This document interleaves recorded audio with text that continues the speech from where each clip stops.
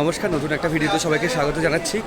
শিয়ালদা স্টেশনে দাঁড়িয়ে আজকে যাত্রা হচ্ছে শিয়ালদা থেকে পৃথিবীর ক্ষুদ্রতম উপজাতি বা পৃথিবীর সবচেয়ে ছোট উপজাতি যে টোটো উপজাতি, সেই টোটোপাড়ায় অবস্থিত ভারতবর্ষেরই পশ্চিমবঙ্গ আলিপুরদুয়ার জেলার একদম ভুটানের লাগোয়া তাদিম পাহাড়ের একদম গায়ে। তো আমরা যাচ্ছি শিয়ালদা থেকে বা কলকাতা থেকে টোটোপাড়ায়। পুরো জার্নিটা আপনারা দেখতে পারবেন কীভাবে যাবেন খুব সহজে, এবং আপনারা মোটামুটি উত্তরবঙ্গে ঘুরতে গেলে ওইদিকে একদিন বা দুদিন টোটোপাড়ায় থাকতেও পারেন। পুরো বিস্তারিত ভিডিও থাকছে, স্কিপ না করে দেখতে থাকুন, আশা করি ভালো লাগবে। এখন বাজে 7:38 আর এখন কাঞ্চনকন্যা ঢুকছে। আজকে আমরা যাত্রা করবো কাঞ্চনকন্যা এক্সপ্রেস। এটা করে গেলেই খুব সহজে ওই দিকটা যাওয়া যায়। শিয়ালদা থেকে একটাই ট্রেন রয়েছে, যেটা একটা ট্রেন সোজাসুজি চলে যাবে একদম মাদারিহাট বা হাসিঘাট। এটাই হচ্ছে কাঞ্চনকন্যা এক্সপ্রেস। লাইন রয়েছে আজকে, এত লাইন রয়েছে। কাঞ্চনকন্যায় প্রচুর ভিড় থাকে, প্রতিদিনই প্রচুর ভিড় থাকে। আজকেও প্রচুর ভিড় রয়েছে এবং আজকে লাইন হচ্ছে এইরকম। সবে ট্রেন আসলো, এখনও পর্যন্ত গেট খোলেনি। প্রথম দুটো জেনারেল আর একদম শেষের দুটো জেনারেল। এই হচ্ছে কাঞ্চনকন্যার কোচিং যে ব্যাপারটা সেটা। আর একটা কথা বলে রাখি, আসলে আমাদের কি হয়, কোনো প্ল্যান করার, যেমন গতকাল রাতে প্ল্যান করলাম, আজকে বিকেলে বেরিয়ে গেছি, আগে থেকে প্ল্যান করা নেই। ওর জন্য টিকিটও রিজার্ভেশন করা হয়নি, ওর জন্যে আমরা জেনারেলেই যাচ্ছি। মানে এরকম প্ল্যান হলে রিজার্ভেশন টিকিট করা যায় না, এটা হচ্ছে একটা ব্যাপার। এখনও পর্যন্ত খোলেনি। মোটামুটি 8:30টায় ট্রেন ছাড়বে এখান থেকে, 8:30 বা 8:35, আর তার ঠিক 5 মিনিট আগে জেনারেল লাইনটা খুলে দেবে। তো একটা বিষয় ভালো, যারা পুলিশ আছে তারা কিন্তু পুরোপুরি গার্ড দিয়ে ঢোকাচ্ছে, যাতে বাইরে থেকে কেউ না ঢুকতে পারে এই লাইনে। এটা বেশ ভালো এখানকার বিষয়। কাঞ্চনকন্যা এক্সপ্রেসের গেট খুলে দিয়েছে জেনারেলের, আমরা উঠে গেছি, জায়গাও রেখেছি। ব্যাপার হচ্ছে, বাড়ি থেকে খাবার এনেছিলাম রাতের খাবারের জন্য। পুরো খাবার তৈরি করে দিয়েছিল একটা ব্যাগে, সেই ব্যাগটা রাখা ছিল বনগাঁ থেকে শিয়ালদা যে ট্রেনে এসেছি সেই ট্রেনের ওপরে। তো ওপরে রেখেই ব্যাগটা চলে এসেছি। এখন মনে পড়ছে খাবারের ব্যাগটা আনিনি। জেনারেলি কী হয়, যে ব্যাগগুলো আমরা বই সেগুলো আমাদের কাছেই থাকে, ওর জন্যে ওপরে ব্যাগ রাখা হয় না, এই ভুলে যাওয়ার একটা কারণের জন্য। তো পুরো খাবারের ব্যাগটা ওখানে রেখে এসেছি, এখন আবার যাচ্ছি খুঁজে পাই কি না তার জন্যে। ব্যাপার হলো, যেই বনগাঁ লোকাল আমি এসেছিলাম সেটা এখন এখানে দাঁড়িয়ে রয়েছে, এবং যেখানে উঠেছিলাম সেখানে উঠেই আমি খোঁজ করলাম এটা এখন দত্তপুকুর লোকাল হয়ে যাচ্ছে। যেই কম্পার্টমেন্টে যেই উপরে রেখেছিলাম সেখানেই আমি খোঁজ করলাম গিয়ে, এই ট্রেনটাই এসেছি আমি। মানে এই ট্রেনটা 1/2 ঘন্টা ধরে দাঁড়িয়ে আছে, তো নেই ওটা, হয়তো কেউ নিয়ে নেমে গেছে, এরকমও হয়। যাই হোক, যেটা ভাগ্যে থাকবে না সেটা থাকবে না, যেটা থাকবে সেটা থাকবে, এই বলেই সান্ত্বনা দিয়ে আবার কাঞ্চনকন্যা এক্সপ্রেসের দিকে যাচ্ছি, যেখানে সিট রাখা রয়েছে এখন। আর প্রচুর ভিড় শিয়ালদা স্টেশনে। এখন রাত্রিবেলা, তাই ওই সকালে সাউথের দিকে যে পরোটাগুলো থাকে ওগুলোও পেলাম না, পরোটা কোথাও পেলাম না। আর এখান থেকে ড্রাই ফ্রুট নিয়ে আনা হলো, পাউরুটি, মিষ্টি ফ্রুট পাউরুটি আর চকলেট বিস্কুট। এটা নিয়ে এখন আমরা ট্রেনে উঠব। আর আমরা জেনারেলে এরকম জায়গায় সিট পেয়েছি আজকে, একদম কোনায়।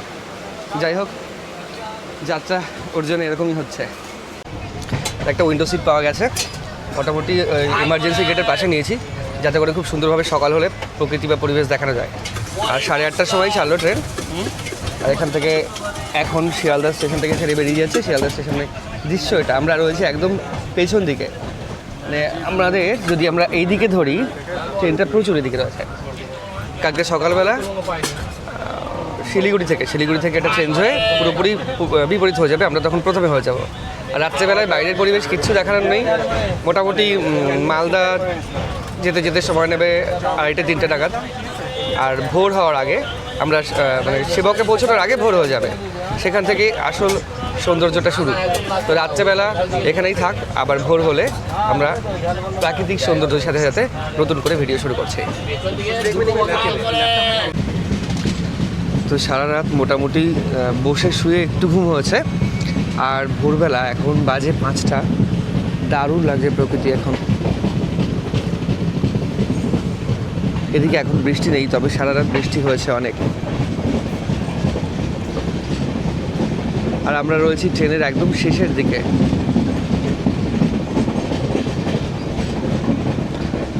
এখান থেকে আবার আমরা ওয়েস্ট বেঙ্গলে ঢুকছি।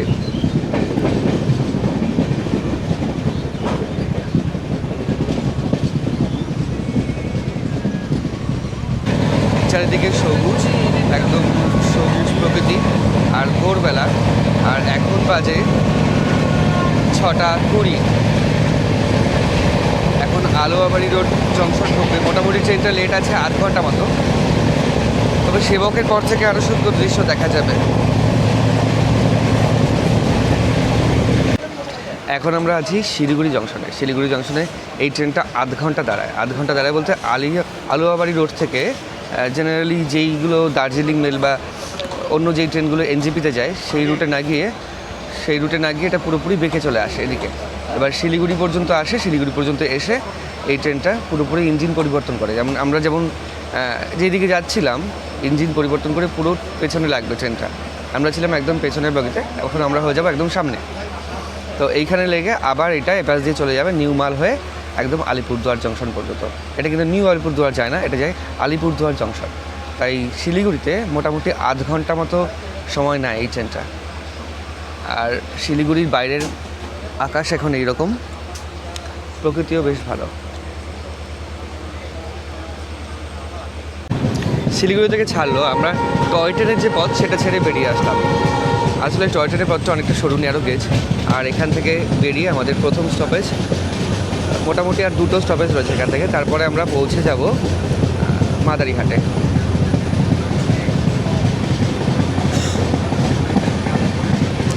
এবং এরপরে প্রথম স্টপেজ আমাদের দেবে নিউমাল, কিন্তু তার আগে সেবক রয়েছে যেখান থেকে প্রাকৃতিক নৈসর্গিক একটা সৌন্দর্য দৃশ্য শুরু হয়ে যায়, কিন্তু সেবকে দাঁড়াবে না ট্রেন। কিছু কিছু সময় দাঁড়ায়, কিন্তু জেনারেলি দাঁড়ানোর কথা নয়। আর সেবক থেকেই শুরু হচ্ছে সেবক রংপো টানেল।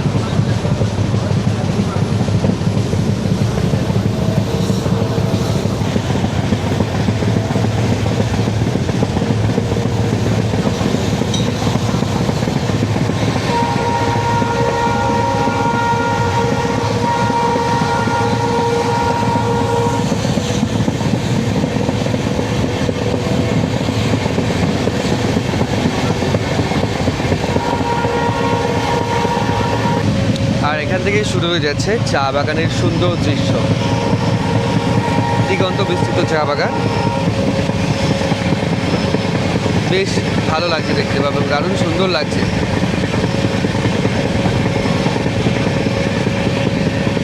আসলে দুই দিকেই চা বাগান, আর মাঝখান থেকে ট্রেনের একটা লাইন। এই দিকের পথটা বেশ মনোরম।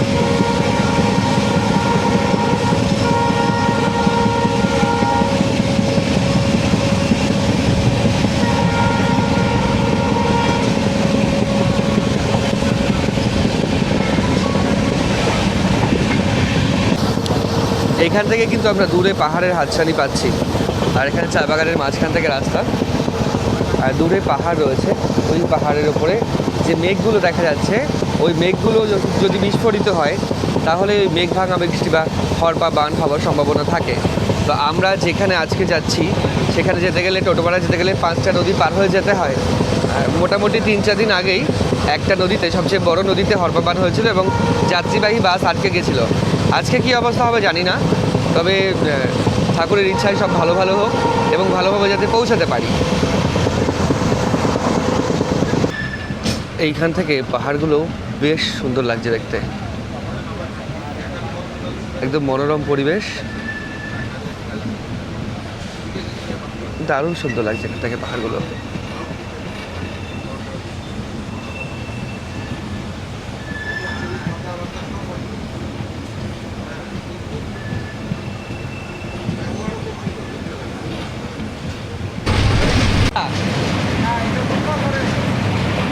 গুলমা ফরেস্টের ওপর দিয়ে যাচ্ছি, আর নদীতে মোটামুটি আমি 3 মাস আগেও এসেছিলাম, জল টল কিচ্ছু ছিল না, এখন বেশ ভালোই স্রোত রয়েছে। আর গুলমা ফরেস্ট, এটা গুলমা ফরেস্টের মধ্যে দিয়ে এখন আমরা যাচ্ছি।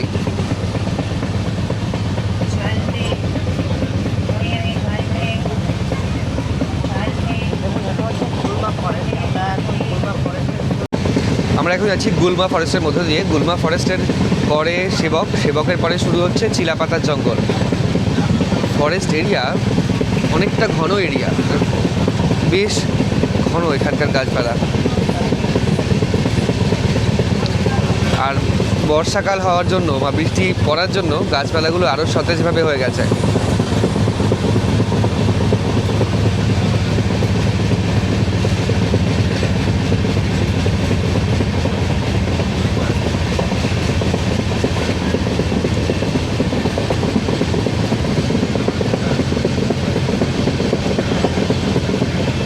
আরেকটা কথা বলে রাখি, আমরা যে মাঝে মাঝে শুনি যে ট্রেনে হাতি কাটা পড়েছে বা অন্যান্য বন্য জন্তুগুলো ট্রেনের সামনে এসে কাটা পড়েছে, সেগুলো কিন্তু এই এরিয়া থেকে বেশি হয় বা এই অঞ্চলগুলো থেকে বেশি হয়। মানে এত ঘন জঙ্গল, কোথায় এলিফ্যান্ট করিডোর আছে সেটা মোটামুটি একটু সাইনবোর্ড দিয়ে লেখা আছে। আর এরকম ছোট্ট ছোট যেই জলধারাগুলো রয়েছে, এখন বর্ষাকাল হওয়াতে জঙ্গলের মধ্যে সমস্ত জলধারা এরকম পরিপূর্ণ, আর ওপর থেকে ধুয়ে নেমে আসছে, ওর জন্যে ধুলো বা কাদার ভাগটা ওখানে বেশি জলধারায়।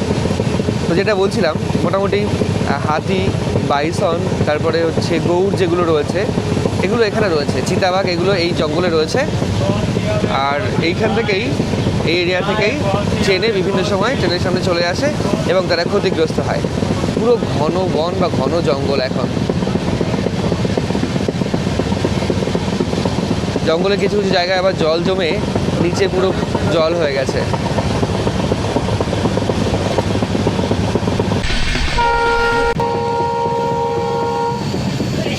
পাহাড়ের পাশ দিয়ে এরকম স্বচ্ছ জলের ধারা যাচ্ছে, একটা পুরো নালার মতো করে।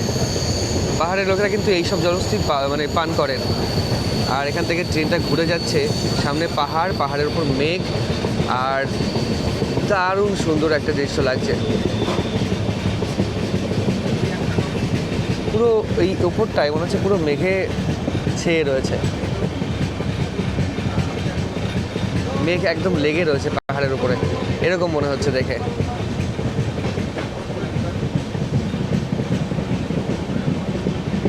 এটাও একটা পাহাড়ি নদী এবং এখানেও এখন জল বেশ পরিপূর্ণ।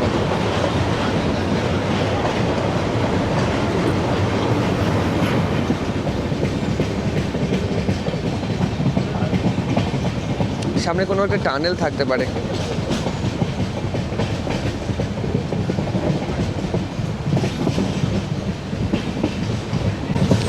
এখন আমরা চলে এসেছি সেবকে, আর সেবক রংপুর যে টানেলের পুরো সামনে দিয়ে এখন আমরা পাস হচ্ছি।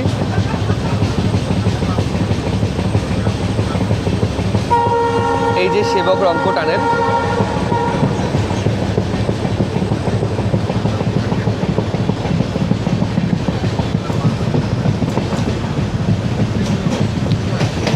এটা টানেল 1 বা টানেল পোর্টাল 1।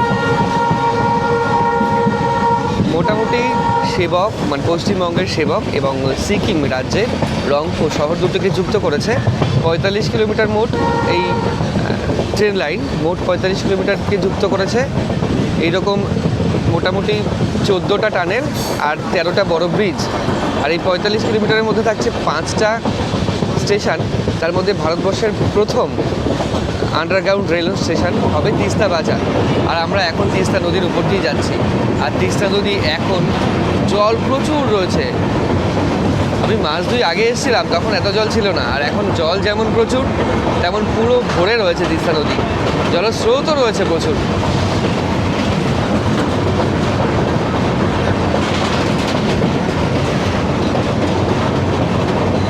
আমরা তিস্তা নদীর উপর দিয়ে ওই পাশে একটা টানেল দেখতে পাচ্ছি, ওই টানেল কিন্তু সিকিম রংপুরকে যুক্ত করবে।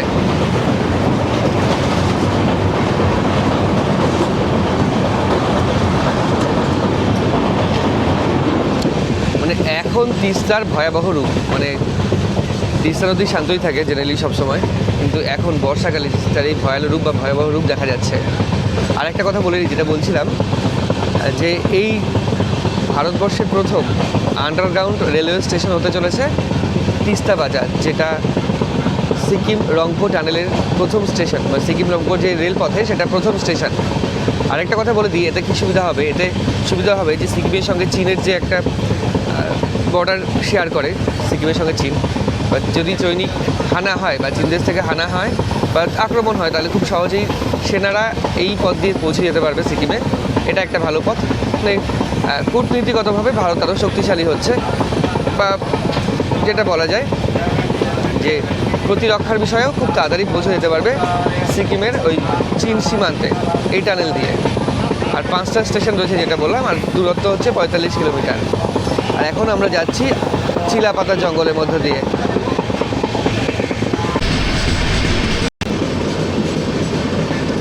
এখন একটা টানেলের মধ্যে দিয়ে আমরা যাচ্ছি, আর টানেলের আওয়াজ কিন্তু বেশ তীক্ষ্ণ।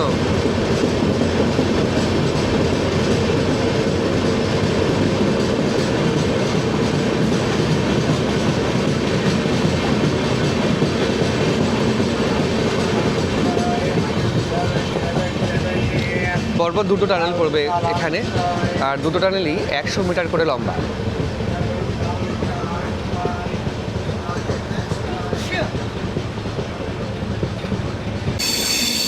আর একটা টানেল পড়ছে সামনে, যেটার দিকে এখন ট্রেন যাচ্ছে, তবে এটাও 100 মিটার মতো লম্বা।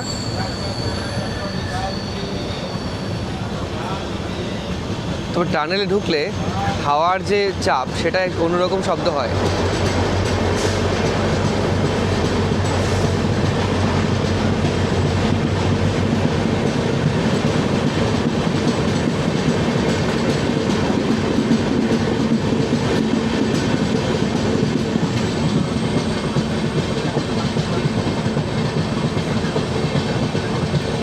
আর এখানে ট্রেন ধীরে চলার একটাই কারণ, যেহেতু হাতি বা অন্যান্য যে বন্য প্রাণীগুলো রয়েছে বা পশুগুলো রয়েছে ট্রেনের সামনে খুব সহজেই চলে আসে এবং তারা ক্ষতিগ্রস্ত হয়। ওর জন্য এই অঞ্চলগুলোতে ট্রেন এরকম ধীরে ধীরে চলে। এরকম ধীরে ধীরেই আমাদের চলতে হবে। এখন বাজে 9টা, আরও প্রায় 1 ঘন্টা 40 মিনিট যাব, তারপর নামবো আমরা মাদারিহাটে। মোটামুটি সকাল 9টা বাজে, আর খিদেও পেয়ে গেছে প্রচুর। মুড়ি নেওয়া হয়েছে, এইটুকু মুড়ি এরকম কোণে দিয়েছে, একটা নারকেল আর একটা চামচ এরকম করে। এর দাম হচ্ছে 20 টাকা। ট্রেনের একটু দাম বেশিই থাকে। আর এরকম চা বাগানের সৌন্দর্য দেখতে দেখতে মুড়ি খেতে খেতে আমরা চলেছি। আমরা নামবো হচ্ছে মাদারিহাট স্টেশনে, মাদারিহাট স্টেশনের দিকে।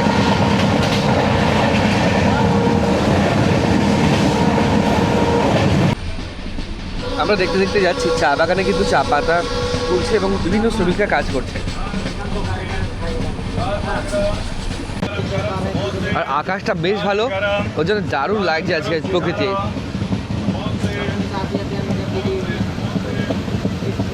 একটা নৈসর্গিক সৌন্দর্য আসছে আজকে।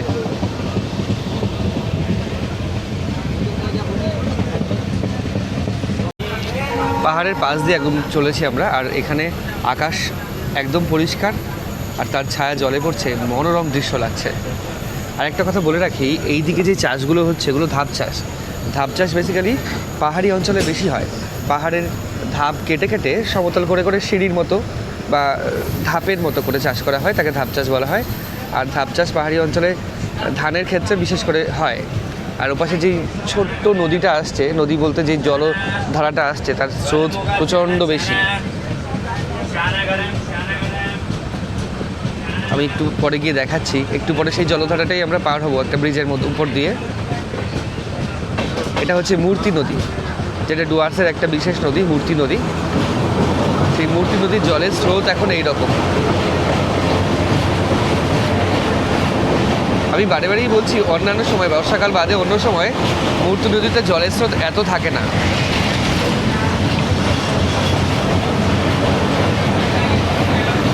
আমি মূর্তি নদীতে ডুয়ার্স ভ্রমণ করার সময় এসেছিলাম, যখন জলদাপাড়ার একদম পাশেই ছিলাম, গরুমারা অভয়ারণ্যের একদম পাশেই ছিলাম, তখন মূর্তি নদীতে ঘুরতে এসেছিলাম। তখন এত স্রোত একদমই নেই। সেটা হচ্ছে ডিসেম্বরের সময় ছিল। আর কিছু বিশেষ জেমস বা পাথর দেখতে পাওয়া যায় মূর্তি নদীতে। আর মূর্তি নদীর পাশে এরকম জঙ্গল বা চালসা ফরেস্ট, সেই ফরেস্ট পেরিয়ে আমাদের ট্রেন এগিয়ে চলেছে আমাদের গন্তব্যের দিকে। আমরা তিস্তা তোরসা নদী পার হচ্ছি, আর এটা হচ্ছে জলঢাকা নদী। উত্তরবঙ্গে যে কটা নদী আছে সবগুলোই প্রায় পার হয়ে যাচ্ছি আমরা। এখন পার হচ্ছে জলঢাকা। আর জলঢাকা যখন বেশি জল হয়ে যাবে, মাঝখানে যে অংশটা রয়েছে এটাও পুরো জলে পরিপূর্ণ হয়ে যাবে।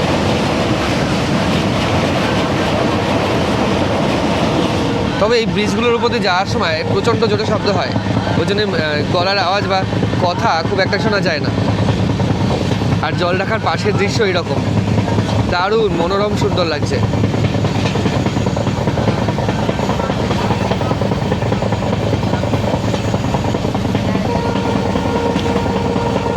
আকাশে মেঘগুলো জমে জমে একটা টেক্সচার তৈরি করেছে, বেশ ভালো লাগছে কিন্তু।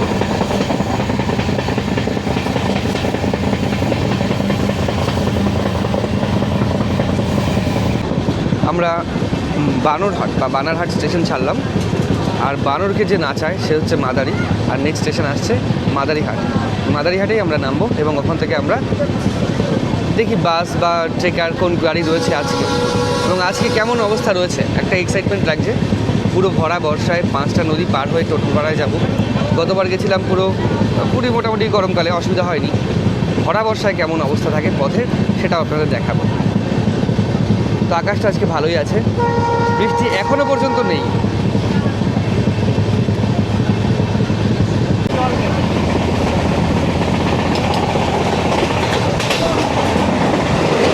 এটা হচ্ছে খানাবর্তী নদী, যেই নদীর উপর দিয়ে এখন আমরা আসলাম সেটা হচ্ছে খানাবর্তী নদী। আর যেই জঙ্গলটা আমরা পাশে দেখতে পাচ্ছি এটা হচ্ছে জলদাপাড়া অভয়ারণ্যের একটা অংশ।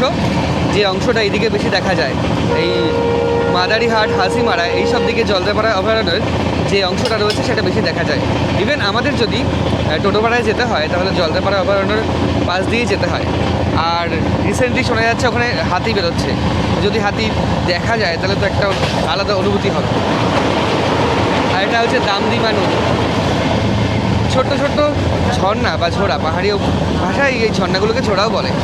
বিভিন্ন উপর অঞ্চল থেকে যে জলধারা নেমে এসেছে সেই ঝর্ণা বা ঝোড়াগুলো প্রচুর নাম রয়েছে। আমরা নামলাম এখন মাদারিহাটে। তো মাদারিহাটে এখান থেকে নেমে আমাদের যেতে হবে মেন রোডের দিকে, যেটা শুনলাম। মাদারিহাট স্টেশনটা হচ্ছে এইরকম। আমরা একদম সামনে উঠেছিলাম, সামনের 2টো জেনারেল থাকে আর পেছনে 2টো জেনারেল। তো সামনের জেনারেলের সেকেন্ডটায় আমরা উঠেছিলাম। তো এখান থেকে নেমে এখন আমরা যাব সামনে। তো স্টেশন থেকে বের হলাম, এবার আমরা রাস্তা দিয়ে মোটামুটি 5 থেকে 10 মিনিট হাঁটতে হবে, হেঁটে আমাদের মেন রোডে যেতে হবে। এই হচ্ছে রাস্তা, মাদারিহাটের স্টেশনের বাইরের রাস্তা এরকম। আর এখানে যে পাথরগুলো দেখা যাচ্ছে সবগুলো মানে এই যে পাহাড়ি এরিয়া বা পাথর এরিয়া, সেই এরিয়ারই পাথর, এখানকার স্থানীয় এগুলো। সেবকে দেখছিলাম ওখান থেকে পাথর অনেক খুঁড়ে বার করছে। যাই হোক, এখান থেকে আমরা মেন রোডে যাব। মেন রোডে গিয়ে বাস স্ট্যান্ড বা ট্রেকার যেটা পাই সেটা করে আমরা টোটোপাড়ার উদ্দেশ্যে রওনা দেব। আর টোটোপাড়া যাওয়ার জন্য আমরা একদম মাদারিহাটের মেন যে রোডের মোড় থেকে একটা গাড়ি পেয়েছি। এই গাড়িটা টোটোপাড়া যাবে। আমরা একটু আগে নেমেছি বলতে আমাদের 11টা নাগাদ নামলাম। আর এটা ছাড়বে, এখন বাজে 11:20, 11:30, 10 মিনিট পরে এটা ছাড়বে। তো আজকে এই বাহনে করে আমাদের যাত্রা হচ্ছে টোটোপাড়ার উদ্দেশ্যে। তো আজকে বৃহস্পতিবার কোনো বাস নেই, লাস্টেই একটাই গাড়ি রয়েছে, ওই জন্য 11:30টার পরিবর্তে ছাড়ছে 12টায়। আর এখান থেকে যেতে সময় লাগবে মোটামুটি 1 ঘন্টা, আর ভাড়া 50 টাকা। আর এখান থেকেই সমস্ত জিনিসপত্র টোটোপাড়ায় নিয়ে যাচ্ছেন। যারা টোটোপাড়ার যাত্রী আছেন তারা এখান থেকে জল, সবজি সমস্ত কিছু নিয়ে যাচ্ছেন। বেসিক্যালি ওখানে সুপারিটা চাষ হয়, আর বেশি চাষবাস খুব একটা হয় না, ওর জন্য যাবতীয় সমস্ত সবজি এখান থেকে নিয়ে যায়। তো 22 কিলোমিটার জার্নি হবে আমাদের আজকে এই গাড়িতে। আমাদের গাড়ি ছেড়ে দিয়েছে, আমরা টোটোপাড়ার উদ্দেশ্যে রওনা দিয়ে দিয়েছি। তো এই টোটোপাড়ায় যাওয়ার আগে পুরো আলিপুরদুয়ার জেলার এর মধ্যে অনেকগুলো গ্রাম পড়বে, হান্টাপাড়া, বীরপাড়া, এবং সবচেয়ে আগে টোটোপাড়ার আগে যে গ্রামটা রয়েছে সেটা টোটোপাড়া থেকে 5 কিলোমিটার আগে, যার নাম হচ্ছে বল্লালগুড়ি। আর টোটোপাড়া যাওয়ার মধ্যে প্রায় 5টা নদী রয়েছে যেটা বললাম, তার মধ্যে তোরসা নদী রয়েছে, হাওড়ি নদী রয়েছে, আরেকটা রয়েছে তিতি নদী, আর তিতি বনাঞ্চল এখানে রয়েছে। আর এই বনাঞ্চলে হাতি রয়েছে কিন্তু প্রচুর, কারণ এটা জলদাপাড়া অভয়ারণ্যের মধ্যেই পড়ে, জলদাপাড়ার প্রবেশদ্বার বলা যায় একে। তো এইরকম রাস্তা, বেশ মনোরম পরিবেশ। আমরা ধীরে ধীরে এগোচ্ছি ভুটান, মানে পাহাড়ে যে তাদিং পাহাড় রয়েছে, ভুটান আর ভারত লাগোয়া, সেই তাদিং পাহাড়ের একদম কোলে, এই তাদিং পাহাড়ের একদম কোলেই অবস্থিত টোটোপাড়া। এরকম সুন্দর পরিবেশের মধ্য দিয়ে আমাদের যাত্রা হচ্ছে। তবে যেখানে যেখানে নদী রয়েছে, নদীতে যদি জল না থাকে তাহলে পাথর থাকবে, আর যদি জল থাকে তাহলে অবস্থা কীরকম হবে সেটা গেলেই বুঝতে পারবো। তো আমরা এগোই এইভাবে সামনে, আরেকটু সামনে গেলে যে প্রাকৃতিক আরও সুন্দর দৃশ্য দেখা যাবে সেগুলো আপনাদের দেখাই। আমরা যে প্রথম নদীটার পার হচ্ছি, এই নদীটার নাম হচ্ছে বাংড়ি নদী।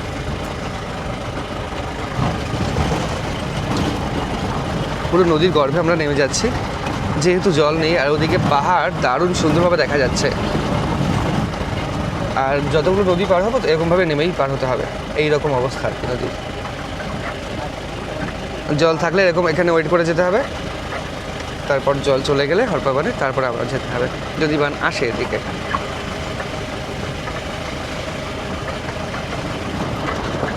বাংড়ি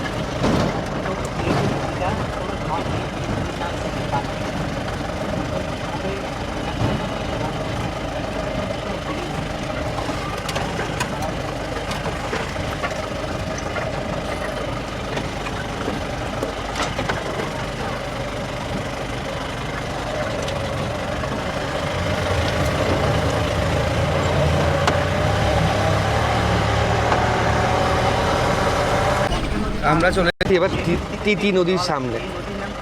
এটা হচ্ছে তিতি নদী, একটুখানি জল রয়েছে, কিন্তু গতবার এসেছিলাম একটুও জল ছিল না, তবে অনেকটা পথ যেতে হবে।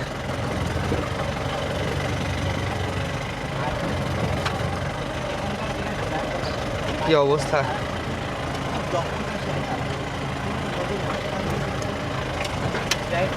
ভালোই জলের ধারা আছে।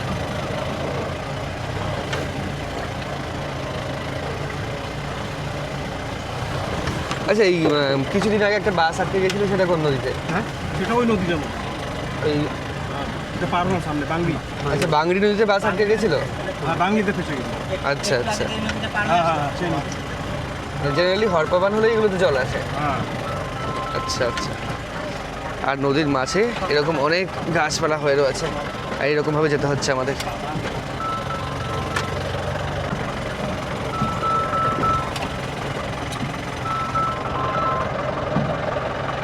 মানা, হ্যালো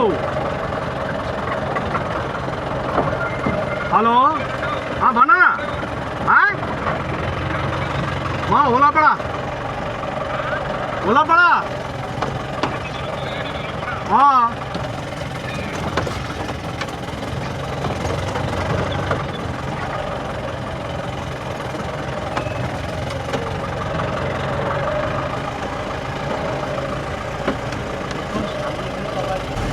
এই নদীর পুরো ভেতর দিয়ে যাচ্ছে আর বুঝতে পারছি কত দুর্গম যাতায়াত। 22 কিলোমিটারে 5টা নদী। এই নদীর দৈর্ঘ্যই হবে প্রায় 500 মিটারের বেশি। আগেটা একটু কম ছিল, 100 মিটার মতো। এটা প্রায় 500 থেকে 700 মিটার মতো নদীর পুরো মধ্যে দিয়ে যাচ্ছি।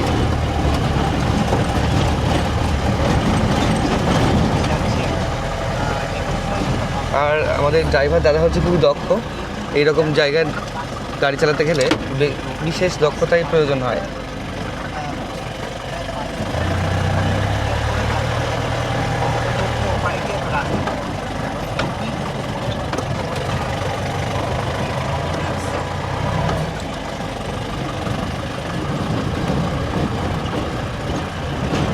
তো এতক্ষণ নিচে বসে যাচ্ছিলাম, নিচে বসে ভেতরে বসে যাচ্ছিলাম, তো কয়েকজন বয়স্ক মানুষ উঠলেন, তারা উপরে উঠতে পারবেন না, ওর জন্য আমি উপরে উঠে আসলাম, আমি আর চঞ্চল। আর এই দাদা আর ওই ভাই আগে থেকে ওপরে ছিল, তো ওপরে উঠে যাচ্ছি। ওপরে উঠে যাওয়ার একটা আলাদা এক্সপিরিয়েন্স নেওয়ার চেষ্টা করছি, তবে যদি পড়ে যাই তো মুশকিল হয়ে যাবে। মানে যদি নদী আসে, যখন নদী আসছে তখন এত এত ইয়ে হচ্ছে যে অবস্থা খারাপ, আর সামনে খুব সুন্দর রাস্তা। এরকম ভাবে আমরা যাচ্ছি, আর ধরে তোমায় ধরি। ব্যাপার হচ্ছে গিয়ে যদি না ধরি পড়ে যেতে পারি, এরকম অবস্থা। অ্যাডভেঞ্চার, সত্যি হ্যাঁ, অ্যাডভেঞ্চার মানে বিশাল অ্যাডভেঞ্চার, বিশাল। আর এত উঁচু নিচু এদিকে, ওর জন্যই সমস্যাটা হচ্ছে।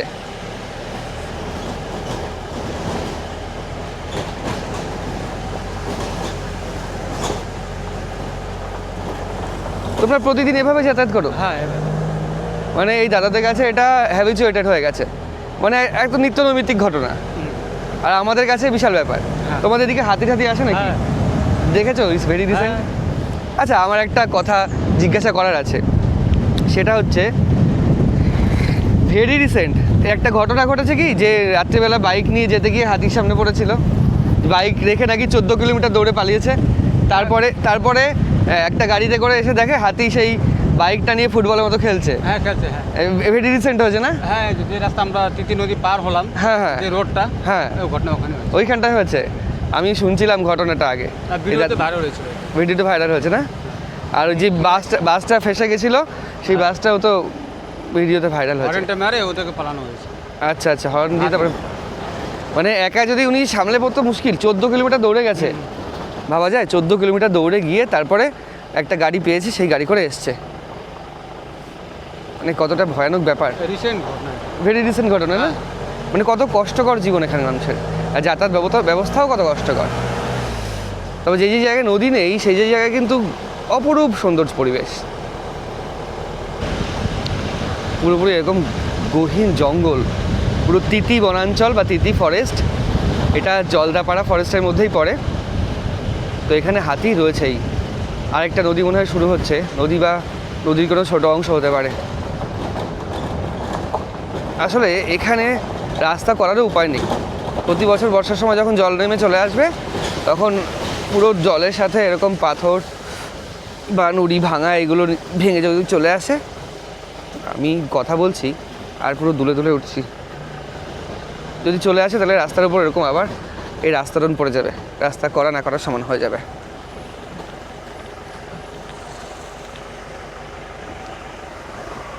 বুঝা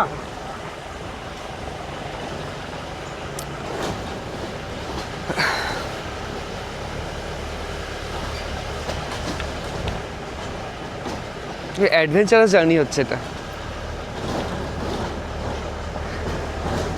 চল চল ধরে রেখো, এটাও বেশ বড়।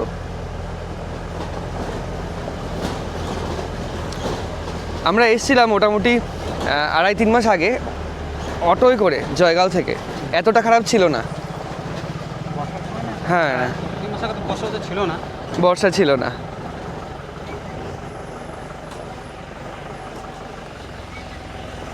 দেখুন কীভাবে স্ট্রাগল করে যেতে হচ্ছে। তো আমাদের সঙ্গে ওপরে একজন ভাই যাত্রা করছে, সেও টোটো ভাই। তোমার নাম কি ভাই? দীপান টোটো। আচ্ছা আচ্ছা, তো তোমাদের পাড়ায় আজকে যাচ্ছি, চলো ঘুরবো তোমাদের পাড়া। ঘোরাবে তো? হ্যাঁ একদম ঠিক আছে। একদম পাহাড়ি এলাকা আছে। হ্যাঁ হ্যাঁ, পাহাড়ি এলাকা আমি এসেছি আগে একবার। হ্যাঁ এখন রাস্তাঘাট অনেক খারাপ আছে। এখন বর্ষার সময় রাস্তাঘাট একটু বেশি খারাপ। তো ঠিক আছে, এই দীপান ভাইয়ের সঙ্গে আমরা টোটোপাড়া পুরো ঘুরে দেখবো আজকে। ঠিক আছে তো? ঠিক আছে, চলো।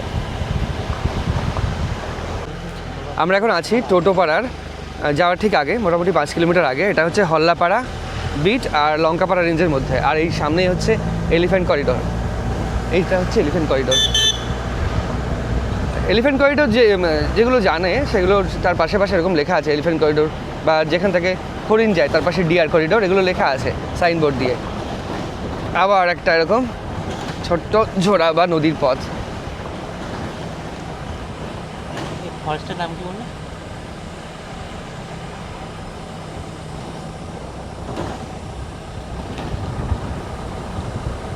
তো এটা কিন্তু এলিফ্যান্ট। আবার এইরকমভাবে বাবারে পুরো ওপরে গাছ টাছ বেঁধে যাচ্ছে মাথায়। এই আওয়াজটা কিসের? দেখুন কীভাবে জার্নি করছে পুরো নদীর ভিতর দিয়ে। কত বড় নদী!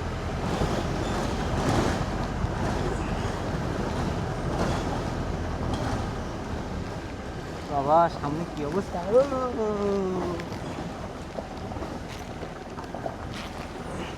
কি অবস্থা আমার! সামনে একটা বাইক আসছে।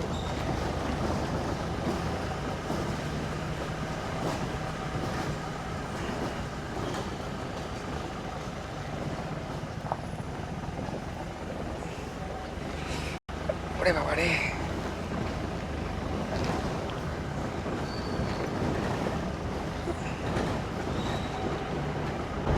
ভয়ানক যাত্রা আজকে, ভয়ানক যাত্রা। হ্যাঁ, টোটোপাড়ার যত স্টুডেন্ট আছে বা ছাত্রছাত্রী যারা আছে, যারা পড়াশোনা করে, তারা এভাবেই যাতায়াত করে। আর এখানে পঞ্চায়েত রয়েছে, এখানেই পঞ্চায়েত রয়েছে, তাই তো? টোটোপাড়ায় পঞ্চায়েত নেই তো। এইরকম টোটোপাড়ার মধ্যে, পুরো টোটোপাড়ার মধ্যে 6টা গ্রামের নাম রয়েছে, 6টা গ্রাম রয়েছে। আমি গিয়ে দেখাবো। এবং টোটোরা কত গোষ্ঠীতে বিভক্ত, তাদের যে বিষয় মানে বিশেষ বিষয়গুলো সেগুলো আমি গিয়ে দেখাবো। আর এখানে একটা ছোট্ট মন্দির রয়েছে।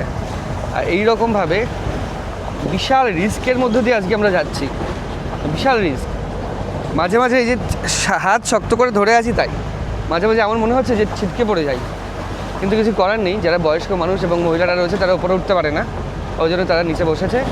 আমরা 3 জন ছেলে, এখন 5 জন ছিলাম, 2 জন নেমে গেল, 3 জন ছেলে রয়েছে ওপরে। এই দীপায়ন, টোটো ভাই আর আমি আর চঞ্চল। যাই হোক, এখান থেকে এরকমভাবে আরও অনেকটা পথ যেতে হবে, এরকম নদীর পথের মধ্য দিয়ে, পুরো নুড়ি মিশ্রিত পথ।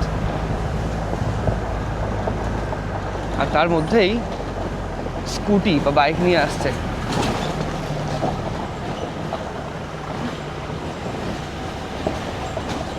মানে আপনারা যে ছবিতে দেখছেন বা ভিডিওতে দেখছেন, আন্দাজ করতে পারছেন কিনা জানি না কতটা ভয়ানক পথ এবং কতটা মানে দুর্গম এই জায়গাটা।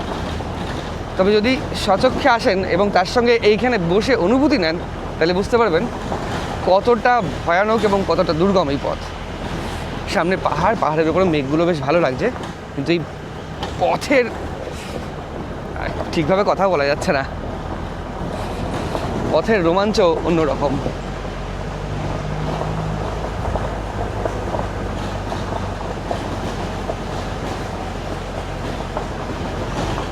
আজকের অ্যাডভেঞ্চারটা সত্যি অন্যরকম। তো যত দারুণ আমরা লাগছে সামনে। এগোচ্ছি, ততই কিন্তু দুর্গম পথ।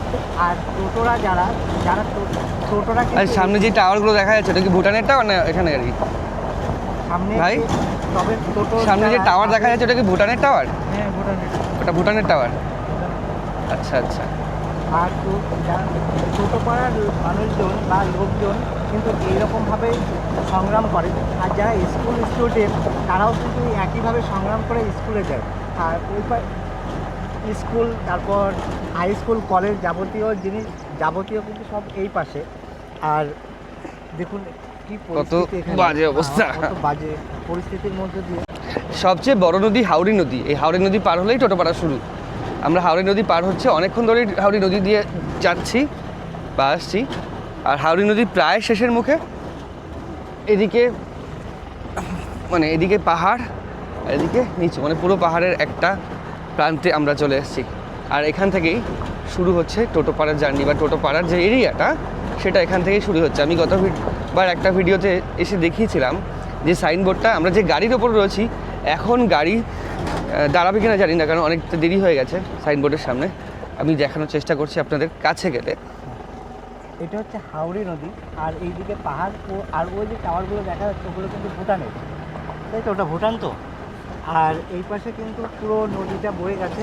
আর টোটোপাড়ার ঢোকার যে কি করলো সাইনবোর্ডটা, আচ্ছা, ওখানে লেখা আছে ওয়েলকাম টু টোটোপাড়া। আর টোটো ভাষার যেটা কথা সেটাই ইংরেজিতে লেখা আছে, তদ্বি কলই এ প্রিমিটিভ ট্রাইব এরিয়া টোটো কল্যাণ সমিতি। টোটোপাড়া, এই হচ্ছে টোটোপাড়ার বোর্ড, আর আমরা ঢুকে যাচ্ছি টোটোপাড়ায়। তো এবার কিন্তু টোটোপাড়ায় ঢুকে গেছে। অবশেষে শিয়ালদা স্টেশন থেকে যাত্রা করে আমরা পৌঁছেছি টোটোপাড়া, একদম টোটোপাড়ায়। টোটোপাড়ার বাজারের সামনে দাঁড়িয়ে আছি। এই যে বাজার, টোটোপাড়ার পুরো বাড়ি, পেছনে রাদিং পাহাড়, ওপাশে ভুটান। তো টোটোপাড়া জার্নিটা, পুরো শিয়ালদা থেকে টোটোপাড়া জার্নিটা ভিডিও এখানেই শেষ করছি। কেমন লাগলো অবশ্যই কমেন্ট করে জানাবেন। আর বলি আরেকটা কথা, পুরো ভিডিওগুলো পরবর্তীতে দেখতে থাকুন। টোটোপাড়ার বাদবাকি সমস্ত বিস্তারিত যে বিষয়গুলি সেগুলো ভিডিওর মাধ্যমে আসছে।